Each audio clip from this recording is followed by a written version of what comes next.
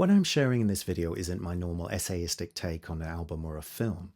It's about my emotional arc with David Bowie, how I first discovered him as a kid in Canada, how he became a beacon for me as an outsider, how I saw him live many times, I even met him once, and how I still feel his presence when I make things now. Let me begin with a quote. "These fragments I have shored against my ruins." That line is from The Wasteland by T.S. Eliot, and I've carried it around for years because it describes something I recognize in the way that art actually lives inside us, not as a neat story or a straight line from beginning to end, but as pieces, moments, images, and sounds. Fragments aren't as random as they might seem. Put together, they give us a picture of someone who changed culture, someone who opened doors, someone who gave people permission to imagine new versions of themselves, and in the process, he changed the world.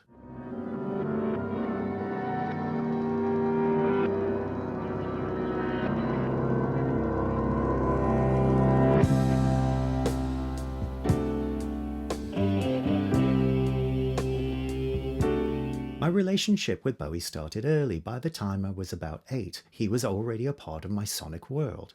He wasn't just another name on the radio, though. He stood out visually.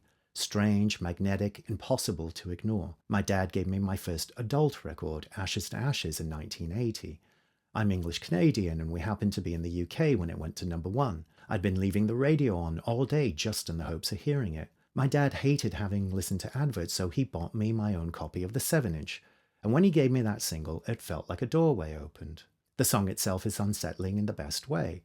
It has that nursery rhyme catchiness to it, but the thing that truly haunted me was seeing the video on television. Bowie dressed as a Pierrot clown, flanked by these odd figures drifting through a bleached-out, dreamlike landscape. For a 10-year-old, it was eerie and beautiful at the same time. It didn't feel like pop, it felt like a message from the unknown. Then at 13, I saw him live for the first time on the series Moonlight Tour in 1983. I was in Toronto with my mother, and that was the moment everything changed. It wasn't just the music, it was his presence. He walked onto that stage and made tens of thousands of people feel like he was speaking directly to them. He was stylish and elegant and completely in command. And up until then, Bowie was someone I simply listened to. But that night, he became real. Proof that performance could transform people, it could transform space. It was the first time I understood that art wasn't simply decoration or entertainment, it could also be power. By age 15, I was often displaced, moving between parents and relatives. My connection to Bowie then deepened. He wasn't just an artist I admired, but someone I felt was speaking directly to the part of me that didn't quite fit. Growing up in 1980s Winnipeg felt culturally barren. Try to imagine this, a world with no internet. So no easy way to look up books or artists or films. If you wanted to know more about something, you had to work for it. And Bowie became my cultural map. When I saw him name-check William S. Burroughs, I hunted down Burroughs books. When he mentioned Brecht, I read Brecht plays, and I discovered a whole new way of thinking about theatre. When I saw his first film as an actor, The Man Who Fell to Earth, I tracked down every film I could find by its director, Nicholas Roeg. And that opened another door to a kind of cinema that felt fractured, psychological, and thrillingly alive. And through Bowie, I discovered a whole world I never would have found otherwise. He gave me permission to think differently, to imagine myself differently. He gave me permission to build my own world. And once you build your own universe, you never want to step back out of it. Bowie followed his interest wherever they led, even when that meant tearing down an image that was already selling. He risked being misunderstood in the moment because the alternative was complacency. I saw the Glass Spider tour in 1987, which was written off as a bloated spectacle, but what I remember about the show is how it felt. The sheer ambition, the willingness to make pop stagecraft into a kind of modern theatre. The set list also featured a number of deep cuts, which was thrilling for 17-year-old me. Nowadays that work gets reassessed, and what critics once called a low point has left fingerprints on what came later. Bowie's supposed failures often turned out to be seeds for the future. Then came his band Tin Machine, a late 1980s pivot into a rawer, harder sound, and people laughed at it at the time. I saw them live a couple of times in 1991. Again, you can argue about the work, but you can't argue with the instinct. He wanted to strip back, he wanted to clear ground.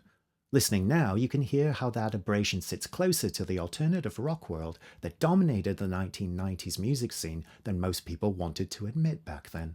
Bowie was often mocked in real time and then understood later. And that delay is part of his story, and is part of why he means so much to people like myself. If you're an outsider, you learn early that recognition is very rarely instant. And all of it shows us the same truth. Bowie never did settle into complacency. He could have coasted forever repeating Ziggy Stardust or Let's Dance, two of his most popular works, but instead he tore down his own success and rebuilt himself time and time again. And there's another strand that matters to me: Bowie as collector. After his death in 2016, Sotheby's auctioned off his art collection, and seeing the range of works that he owned, what he surrounded himself with, was simply a revelation. He didn't just make and collect art, he inhabited it.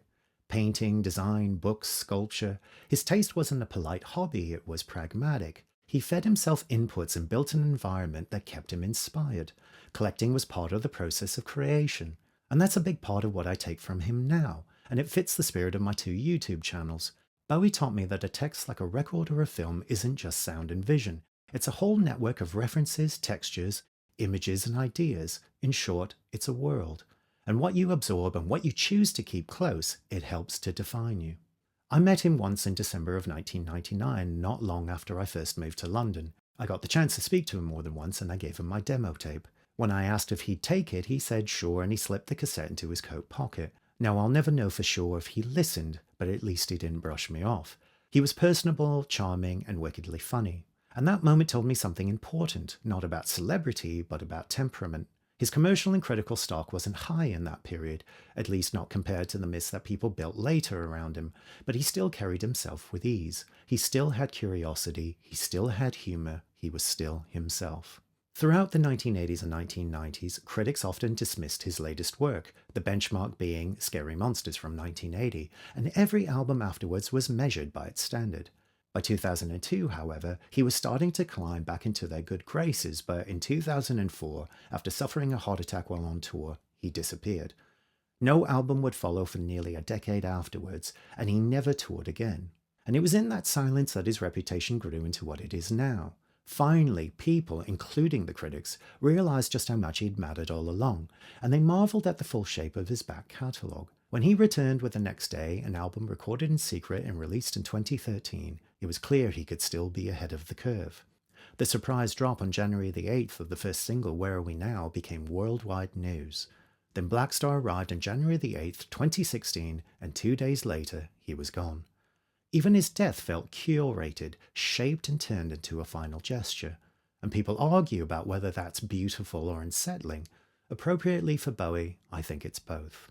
These fragments give us a picture of someone who changed not only music, but art, design, fashion, and identity.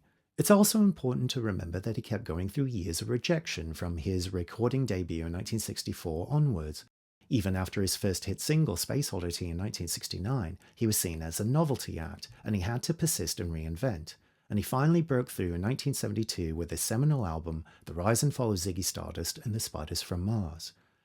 Now, there is so much more I could say about him, but I will close with this final thought.